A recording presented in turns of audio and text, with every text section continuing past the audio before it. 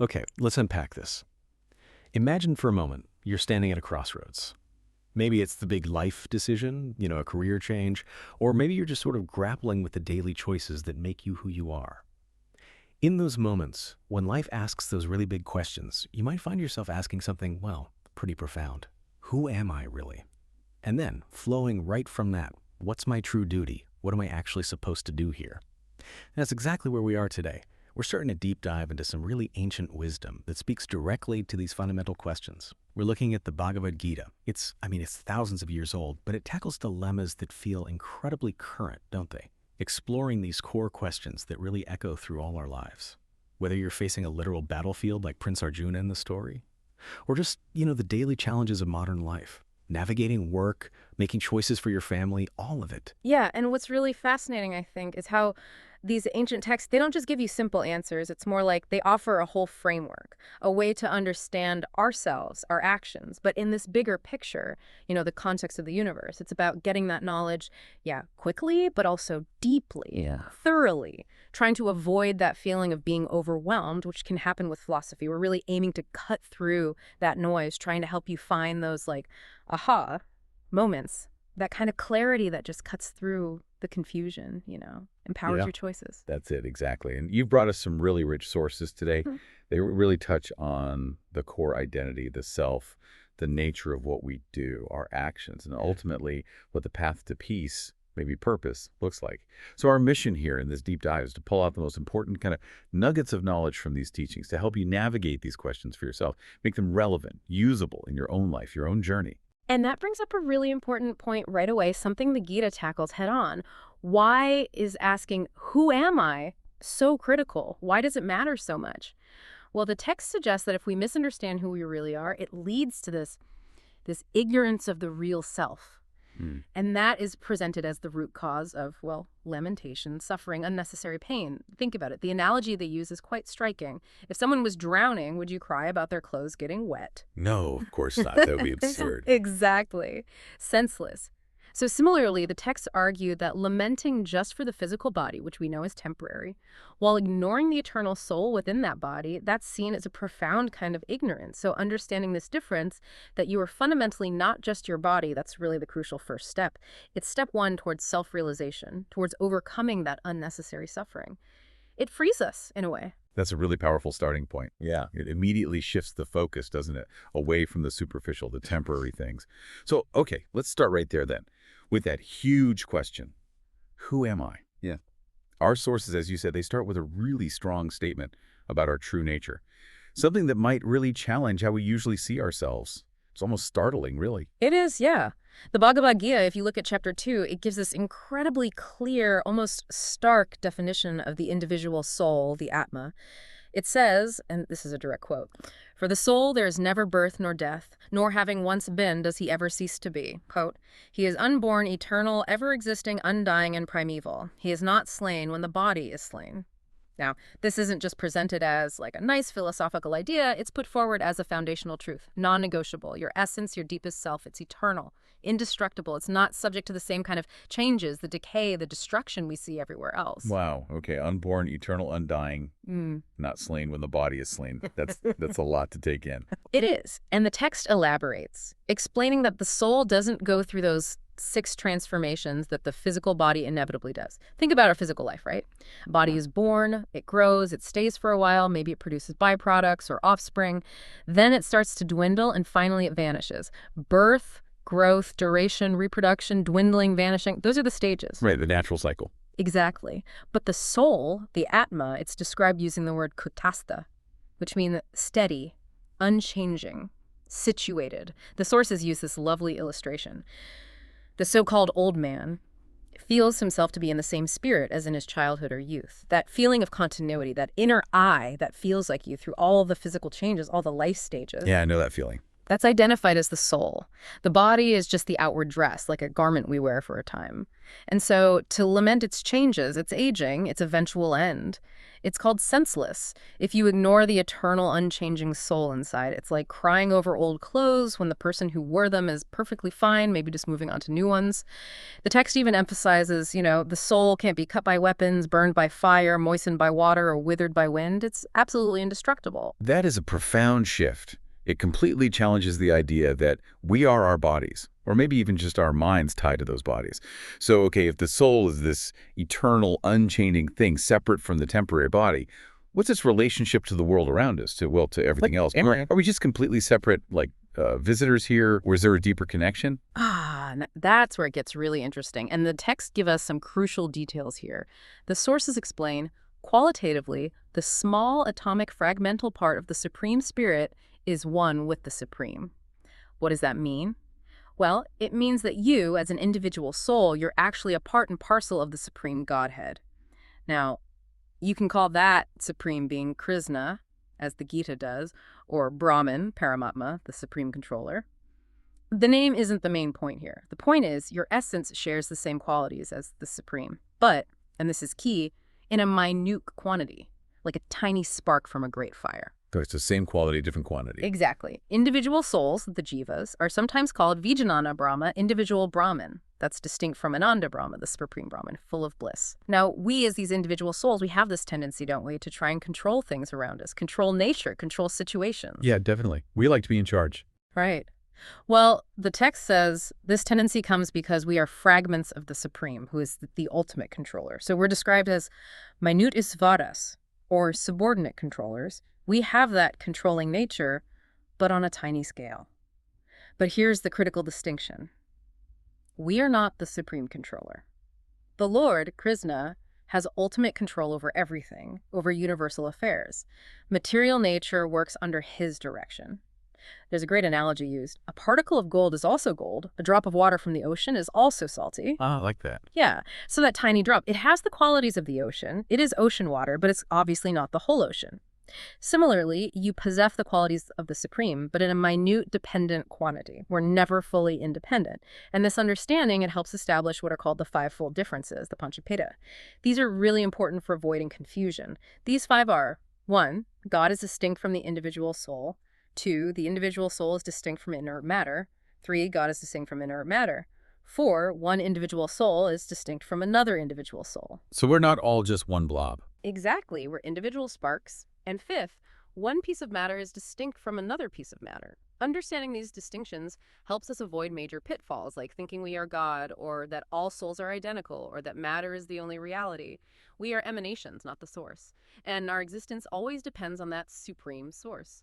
Knowing this, it completely reframes our identity. We're not just isolated beings, we're interconnected parts of this vast divine whole. Okay, so summing that up, our true self is this eternal, indestructible soul. It's a fragment of the divine, sharing its qualities. And it's distinctly different from the temporary body. That feels liberating, actually. A really strong foundation. But, okay, the big so what? If we are these eternal souls, just temporarily in these changing bodies, what does that mean for what we do, for our actions? What then becomes our true duty in this temporary life, especially when, so much of what we experience feels tied to this material world, these fleeting outcomes. We've established who we are in this profound way. So the natural next question is, how does that truth reshape what we do? What's our responsibility? Our true duty, knowing our deepest self is eternal. And that leads us straight into the heart of the Bhagavad Gita. The question of duty, or dharma. Remember, the whole conversation starts because Prince Arjuna has this massive dilemma on a battlefield. He's just overwhelmed. He sees his own family, his teachers, his friends lined up against him, and he feels this. Well, what he thinks is compassion. He doesn't want to fight, even though fighting for righteousness is his prescribed duty as a kshatriya, a warrior. That's his role. That's his role. But his confusion, his grief, he describes his limbs giving way, his mouth drying up, his body trembling, his hair standing on end. It feels very real, very human. It mirrors those times when we face incredibly difficult, emotionally loaded choices. Now, interestingly, Arjuna's initial distress, that compassion, it's actually described in the commentary as material compassion. Material compassion, what does that mean? Yeah. It means it's rooted in bodily identification and attachment, not necessarily in spiritual understanding. It's seen as a sign of ignorance of the real self.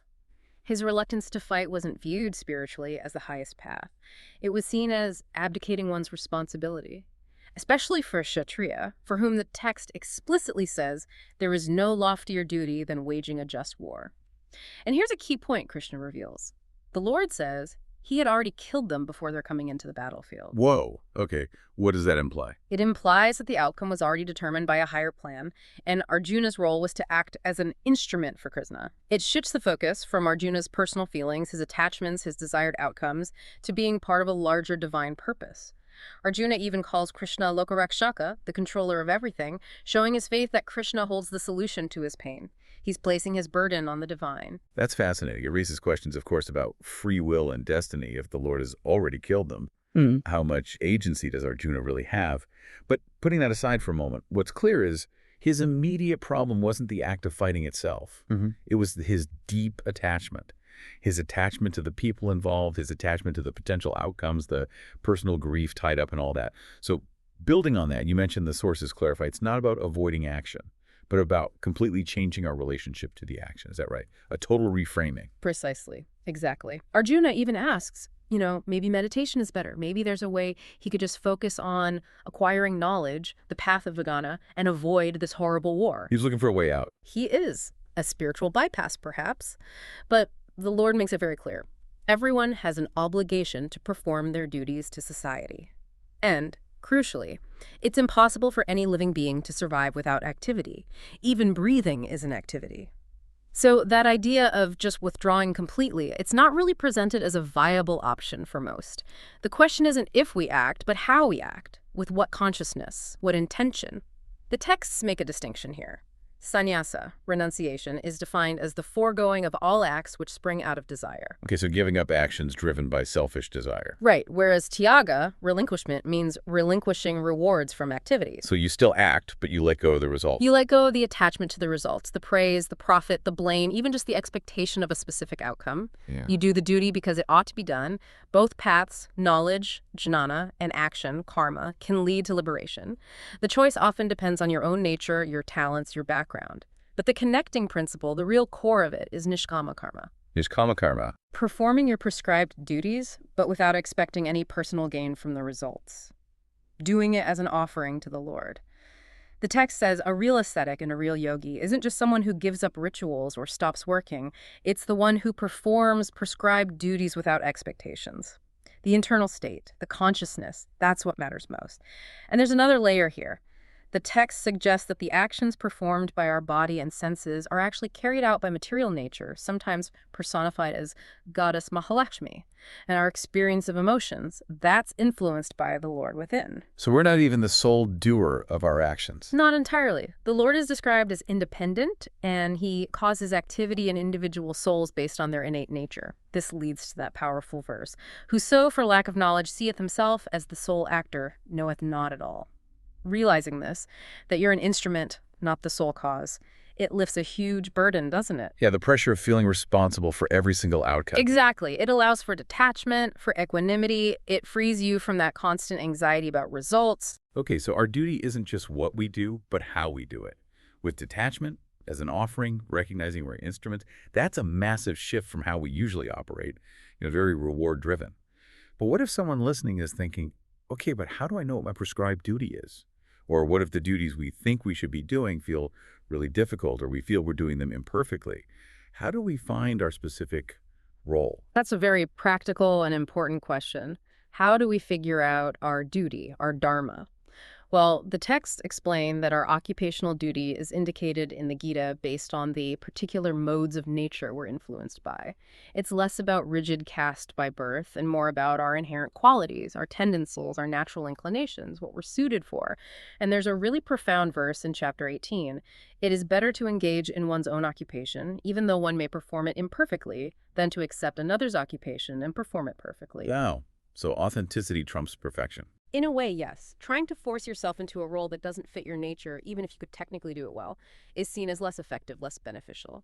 Then embracing your authentic duties, your natural path, even if you stumble a bit, even if it's not perfect by worldly standards, there's an integrity there. The texts talk about 4 broad categories of work or duty: Brahmana, intellectual, spiritual guidance; Kshatriya, administration, protection; vices, commerce, agriculture; and Sudras, service, labor. But again, it stresses these are based on qualities of work and inherent disposition, not just birth lineage. For instance, a Kshatriya might need to engage in violence on the battlefield or complex diplomacy. These might seem problematic actions, but if they're performed as a duty for the right purpose, specifically for Krishna, or to uphold righteousness, the text says there need be no fear of degradation. The key is the intention, acting to satisfy the Supreme Lord. So even an action that looks imperfect to the world, if it aligns with your true nature and is offered with the right consciousness, it's beneficial. Trying to imitate someone else's duty, even if you do it perfectly, is less helpful if it goes against your own grain. It's about being true to your own makeup. This whole idea is beautifully shown in the cyclic order of the universe, described in Chapter 3. It's like a cosmic ecosystem. Okay, tell me about that. It starts with rain, which makes grains grow. Humans eat the grains, gain strength. Then humans perform yagna, which means sacrifice, but broadly signifies performing duties in a spirit of offering. This pleases the deities, or cosmic administrators. These deities, as agents of the Lord, ensure the cosmic cycles continue, providing rain and so on. The Lord empowers the humans to do their duties. You see the cycle. Rain, grains, humans, duties, offerings, deities, Lord's grace, rain. It's all interconnected. Like a great cosmic machine where everyone has a part to play. Exactly. Everyone must play his role in the circle of life to ensure proper functioning. Mingle. And choosing not to participate consciously in the cycle, not performing your duties as an offering. That's called leading a wasteful life. And this isn't just about ancient fire rituals. It applies to how we live today. Our jobs, our family roles, our contributions to society. Even for renunciates, the text says yagna can be jnana yagna, the sacrifice of studying and teaching wisdom. Charity can be donating time and knowledge. It's about finding your place in that interconnected web and offering your unique contribution with the right spirit, beyond just personal gain. It really sounds like so many of our struggles with duty, with identity, they really stem from inside us, don't they? Arjuna himself, he was paralyzed by his emotions, his doubts. So, okay, we have this understanding. Eternal soul, duty is detached offering. How do we actually master our inner world, our minds, our senses? How do we get them on board so we can actually live this way? What tools does the Gita give us for that inner work? You've absolutely hit on a core challenge. It's universal. Arjuna is incredibly honest about it. He says, point blank, the mind is restless, turbulent, obstinate, and very strong. To subdue it, I think, is more difficult than controlling the wind. I think most people can relate to that feeling. Completely. Our minds are constantly agitated, pulling us here and there, often away from our best intentions, our duties. The sources identify lust, and this means intense material desire or craving, not just sexual desire as the strongest enemy on the spiritual path. It finds its home, its base of operations, in our senses, our mind, and our intellect. Desire and anger, born from frustrated desire, are pointed out as the main reasons people fall into harmful or unfulfilling actions. We're warned.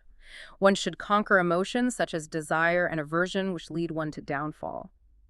So, to fight this enemy, we need to know where it lives and how it works. The senses. They're described as the outlets for the activities of lust. They constantly feed the mind with stimuli. And the mind itself, it's always active. Even in sleep, during dreams, it's processing, desiring, fearing. It never really stops. Yeah. But crucially, the texts give us a hierarchy of control.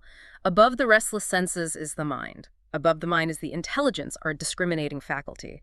And highest of all, above the intelligence, is the soul, the real self. Okay, so there's a chain of command, potentially. Exactly. So to control the mind and through it the senses, the prescription is to engage it constantly in the transcendental loving service of the Lord. Oh. By fixing the mind on something higher, something spiritual, the intelligence becomes strong and the mind comes under its control.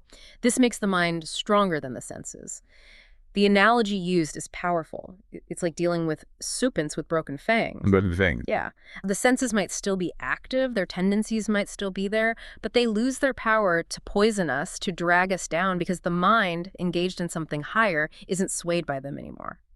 The sources also give these really practical examples about sense control, like through discipline, say fasting, you might feel your physical senses weaken. You have less urge to eat, maybe. However, the text points out, the craving experienced by the mind to indulge in sense pleasures does not diminish just from that external restriction, that deep-seated desire. It's still there, lurking in the mind. So forcing it doesn't really solve the root problem. Not entirely. That deeper diminishing of craving, it can only happen when one experiences a vision of Lord Almighty, or, more practically, develops a higher taste. Something so fulfilling spiritually that the lower material tastes lose their appeal. We see this, right? Even as people age, other senses might weaken. But the text notes, the desire to taste good food never goes away. It shows how persistent those mind-level cravings are. So mere suppression, external control isn't enough. You need that higher engagement, that deeper satisfaction to truly conquer the mind's desires. That image you mentioned earlier, a lamp glowing steadily in a windless place, representing a controlled mind, makes so much sense now. It's about creating that inner stillness. And you mentioned these internal states, the mind and senses, are linked to the modes of nature. How do those fit in? How do these modes, goodness, passion, ignorance, influence this inner landscape and make self-mastery even trickier? Ah, yes, the three modes, the gunas. Sattva, goodness, rajas, passion, and tamanas, ignorance. These are described as being born of material nature, and they constantly influence us. They condition the living entity. Understanding them is absolutely crucial for self-mastery because they work subtly. They color our thoughts, our emotions, our actions, even how we perceive our duty. It's not about being inherently good or bad people, but recognizing which of these energies, these forces, are influencing us at any given time. Okay, break them down for us. How do they affect us, especially regarding who am I and what's my duty? Right. Let's start with goodness, sattva. This mode brings illumination, wisdom, a feeling of happiness, clarity. When sattva is strong, you feel peaceful, content, truthful, drawn to knowledge and righteous actions. That was pretty good. It is good, relatively speaking. But even sattva can bind us. How? It can make us feel advanced in knowledge or better than others. There's a subtle pride, an attachment to being good or wise. The example given is a scientist or philosopher. They might be pursuing knowledge, which is sattvic, but they can get conditioned by the feeling of intellectual superiority. This attachment to their own goodness, their own knowledge, can actually stop further spiritual progress because the focus is still on the self, not surrender to the supreme. Okay, so even goodness has a potential downside if we get attached to it. What about passion? Rajas. Passion, rajas, is all about activity, intense desire, and strong attachment to results. When rajas is dominant, you see greed, constant hankering for more money, more recognition, more pleasure. There's uncontrollable desire, intense effort, restlessness. Activities driven by passion are often described as ultimately miserable. Why? Because they come from insatiable craving. Expectations are rarely met fully. Leading to frustration. Exactly. Frustration, distress, anxiety, and often the sheer strain leads to health problems, disease. Think of someone driving themselves relentlessly to build a huge business or achieve fame. There might be temporary highs, but the underlying striving, the dissatisfaction, the constant running, it remains. It keeps you on that treadmill. And the third one, ignorance, Thomas. Ignorance, tamas, is considered the darkest mode. It leads to madness, illusion, inertia, and darkness. Under tamas, you can't see things clearly. Judgment is clouded. There's lethargy, delusion. Symptoms include excessive sleep. The text mentions 10 or 12 hours a day versus the perhaps 6 hours needed otherwise. Dejection, laziness, addiction to intoxicants are also signs. So just stuckness. Very much so. Actions done in ignorance are performed through delusion, without thinking about consequences, without real purpose. This leads to suffering for oneself and others. Animal killing is given as an example of grossest ignorance because, in this worldview, there are definite karmic consequences. Cow slaughter is specifically mentioned as extremely ignorant due to the cow's vital role in Vedic society. Someone deep in tamas might madly accumulate wealth, completely ignoring their own mortality or any spiritual reality, just acting on base impulses. And these three modes, they're constantly competing within us. Competition for supremacy, the text says. Sometimes goodness is up, sometimes passion, sometimes ignorance. This explains our shifting moods, our fluctuating motivations. We are, to some extent, forced to act because he is situated in a particular type of body, conducted by some particular mode. So we're influenced, but not entirely controlled. Exactly. By understanding your real position, the eternal soul, distinct from these modes, and by consciously observing how these modes work within you, Gradually, the influence of material nature ceases. You become less of a puppet pulled by these strings. You become more of a neutral observer, able to choose actions aligned with your true self, your higher duty, rather than just being driven by whatever mode is dominant at the moment. Okay, this is tying together nicely. Mm-hmm. We know who we are, eternal souls. Mm-hmm. We know our duty involves acting without attachment as an offering. We know we need to manage our inner world, mind, senses, and understand these modes of nature that influence us. So putting it all together, what are the actual paths, the practices, the yogas that the Gita lays out to help us reach that ultimate goal, that goal of liberation, connection with the Supreme? It feels like a complex journey. Are there specific maps we can follow? Yes, absolutely. The Gita is very practical in that sense. It outlines several distinct paths, or yogas, designed precisely for this journey. And interestingly, it also suggests a kind of hierarchy, indicating which path might be most effective or accessible for most people, particularly in our current age. It's important to see these paths not always as totally separate, but often as interconnected, maybe like different degrees of success on the same path, suited to different people, different temperaments. Okay, what are the main paths? The primary ones discussed are karma yoga. That's the path of selfless action, acting without attachment to results, which we've talked about. Jnana yoga. This is the path of knowledge, of philosophical understanding and discrimination. Jnana yoga. This is the path of meditation, often referring to the systematic eightfold path, Astanga yoga. And finally, bhakti yoga. This is the path of devotional service, of love and surrender to the Supreme.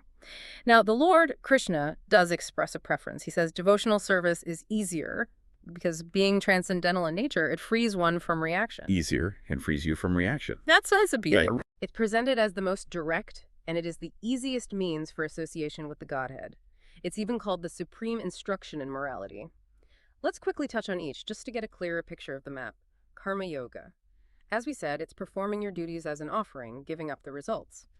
One who performs his prescribed duty only because it ought to be done and renounces all attachment to the fruit, his renunciation is of the nature of goodness. You act, but purify the motive. Jnana yoga. This involves acquiring divine spiritual knowledge, deep study, philosophical inquiry. It's seen as very powerful and burns off the ill effects of action just as a blazing fire turns wood into ashes. Knowledge purifies, but it requires guidance from a teacher who has truly realized divine spiritual knowledge. It's not just intellectual book learning, it needs realization. Dhyana yoga, meditation. This is a more technical path involving systematic control of the mind and senses. Withdrawing the senses, controlling the breath, focusing the mind, often on the supersoul within the heart, trying to achieve that steady, undisturbed state like the lamp in a windless place. It requires significant discipline and often seclusion. Bhakti yoga, devotion. This is presented as the culmination, the highest perfection. It's where one worships me with inmost soul, stayed on my mystery. It's about developing a direct, loving relationship with the Supreme Person, Krishna, focusing the mind on him, being devoted, offering worship, surrendering. For those starting out, Krishna gives practical advice. If you cannot fix your mind upon me without deviation, then follow the regulative principles of Bhakti Yoga. Things like chanting the holy names, hearing scriptures, associating with other devotees. These practices help purify the heart and develop that love. Someone engaged in this path, a bhakta, is naturally alert in their duties, uses their time consciously, even keeps sleep to a minimum needed, because every moment is seen as an opportunity for service and connection. So it seems whether it's through action, knowledge, or meditation, they all ideally lead towards this connection with the Supreme, with bhakti, devotion, presented as the most direct route. What does that ultimate connection, that final realization, actually look like? How does it fully answer, who am I? And what is my true duty? What is that ultimate peace? The ultimate wisdom, the absolute peak of realization described in the Gita, is seeing all as Vasudev. Vasudev is a name for Krishna, the Supreme Lord. It's this profound, all-encompassing understanding that everything, absolutely everything spiritual and material emanates from him. You're not just a separate fragment. You're an eternal part of this divine source, and everything is connected through him. The Lord says clearly, I am the source of all spiritual and material worlds. Everything emanates from me. It's not just philosophy, it's meant to be a realized perception. Being the divine everywhere, in everything. Exactly. He's described as the father, mother, supporter, worshipful grandfather of this universe. He lives in the hearts of all living beings as the supersoul, the inner guide. He's even responsible for memory, knowledge, and any loss of knowledge. And he's the primary purport of the Vedas. All knowledge points to him. Understanding this completely reframes who you are. Your identity finds its ultimate meaning in relation to him. And this realization leads to moksha, liberation. But it's described as more than just freedom from suffering. It's a state where one is freed from sin, the mind is peaceful, the passions are quieted, complete inner harmony. The text says, "The steadily devoted soul attains unadulterated peace because he offers the result of all activities to me." This means being truly without attachment. You don't get overly excited by good things, nor overly depressed by bad things. There's an deep equanimity. Unshaken by the ups and downs. Precisely. Anchored in a deeper reality. That's the fruit of really understanding and living this truth. That vision is, it's incredible. Perfect peace, unshaken by grief, seeing the divine connection in everything. It feels like a complete transformative answer to those core questions: who am I and what is my true duty? It's about realizing that divine connection and then living your life, doing your duty in alignment with that. It changes everything. It's not just a belief system, it's a way of being. It truly is. The state of the perfect yogin is described as profound peace, a happy severance yoga, meaning severance from material distress. Such a person, the Gita says, cannot be stirred or shook by any gravest grief. Imagine achieving that level of inner stability. It's hard to even imagine, honestly. It's the ideal, right? And the Lord makes this promise. "For one who sees me everywhere and sees everything in me, I am never lost, nor is he ever lost to me." That speaks to such an intimate, constant, unbreakable relationship with the divine. It's described as a position transcendental even to material liberation. It's not just freedom from something, but connection to someone. It's not about dissolving your identity, but perfecting it in loving relationship with the source. And this culminates in what Krishna calls the most confidential of all confidential knowledge. His final instruction to Arjuna, and by extension, to us: "Focus your mind exclusively on me, be devoted only to me, worship only me, surrender to me through prostration. Thus, by depending exclusively on me, you will reach my abode." That sounds like the essence of Bhakti Yoga. It is complete, wholehearted devotion. And this transforms not just the afterlife, but life now.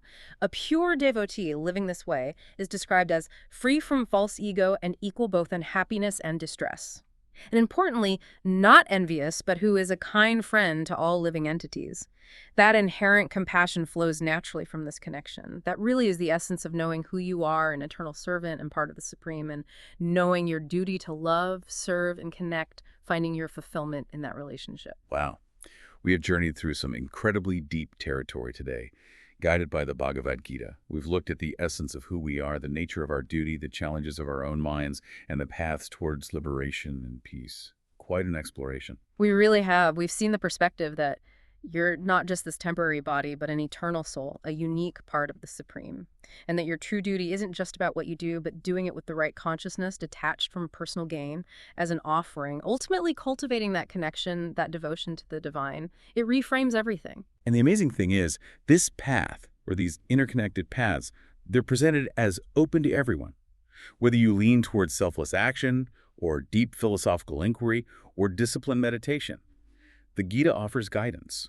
Though, as you highlighted, devotion seems to emerge as the most direct way to foster that ultimate loving relationship. Exactly. And the result isn't just some abstract spiritual state. It's deeply practical. It translates into tangible qualities in your life. Real peace that isn't dependent on external circumstances, clarity about your purpose, freedom from the illusions that cause so much anxiety, and this inner strength, this equanimity to face whatever life throws at you. Real resilience. So as we wrap up, what does this all mean for you, listening right now as you go back into your day? Maybe here's a final thought to carry with you, something to just mull over. How might really embracing this idea of your true eternal self and consciously performing your daily tasks, your duties, big or small, as an offering, without being totally fixated on the results, how might that start to change the feel of the ordinary moments? Could it turn them into something, well, maybe extraordinary? What small shifts could you make starting today to align your actions just a little bit more with that deeper eternal purpose? And how might that begin to reshape your sense of who you are and where you find your deepest fulfillment? Something to think about. That's all for today. Thanks for watching. Drop your book or topic suggestions and any questions in the comments. Like, subscribe, and we'll see you soon.